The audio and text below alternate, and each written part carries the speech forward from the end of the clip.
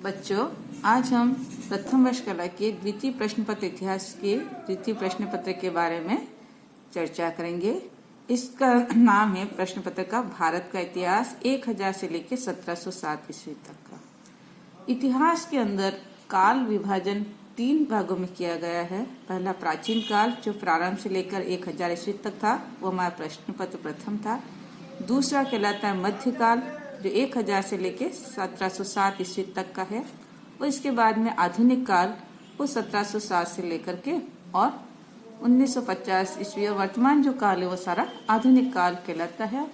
और इसी में हम ऐतिहासिक घटनाओं का और समयबद्ध जो है उसका अध्ययन करते हैं। इस द्वितीय प्रश्न पत्र को भी 5 इकाइयों में बांटा हुआ है। इसमें प्रथम इकाई के अंदर जो हमारे चैप्टर्स है वो इस प्रकार है। मध्यकालीन भारतीय इतिहास के स्रोतों का सर्वेक्षण, यानी इस मध्यकाल के जो हमारे समय है उसके इतिहास के जो हमें जानकारी प्राप्त होती है, जिसका हम सब अध्ययन करेंगे, उनकी जानकारी हमें किन स्रोतों से हुई, क्योंकि इतिहास जो है वह स्रोतों के ऊपर आधारित होता है और वह उस समय की समकालीन होनी चाहिए, जिसमें हमें जो है साहित्यिक साधन भी होंगे और पुरातात्विक और अन्य जो भी साधन हमें मिलेंगे वो सारे इतिहास जानकारी के प्रमुख स्रोत रहेंगे।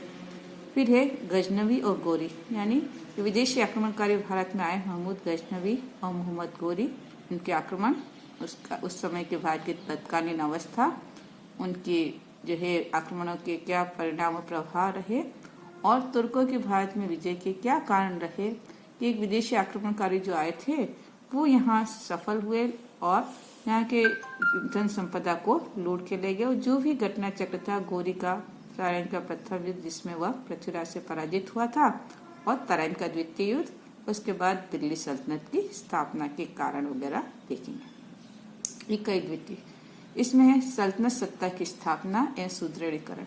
भारत में मध्यकाल में फिर जो है मोहम्मद गोरी के आक्रमण के बाद में दिल्ली सल्तनत की स्थापना हुई और किस प्रकार दिल्ली सल्तनत का सुदृढ़ीकरण हुआ, उसमें हम जो प्रमुख सुल्तान हैं उनके बारे में देखेंगे, जिनमें सुल्तान इल्तुतमिश, रजिया, बलबन और विदेशी आक्रमणकारी जो उत्तर पश्चिमी सीमा से जिन्होंने आक्रमण किया था वे थे मंगोल।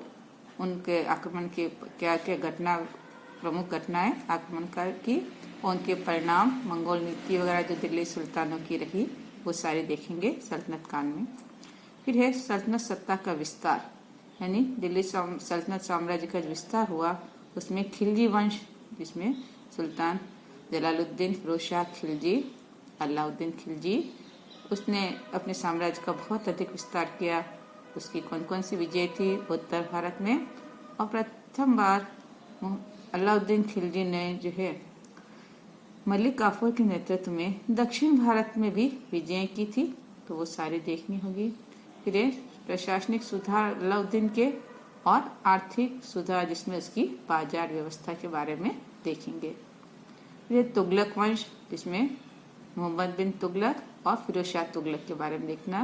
मोहम्मद बिन तुगलक की विभिन्न योजनाएं, उसके कारण, परिणामों के बारे में देखना है।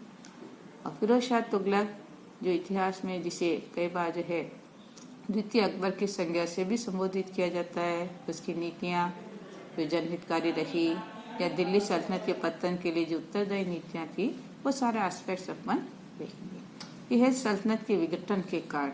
इसके बाद दिल्ली सल्तनत में दास वंश, खिलजी वंश, तुगलक वंश, सैयद वंश और लोधी वंश, ये 5 राजवंश आए थे।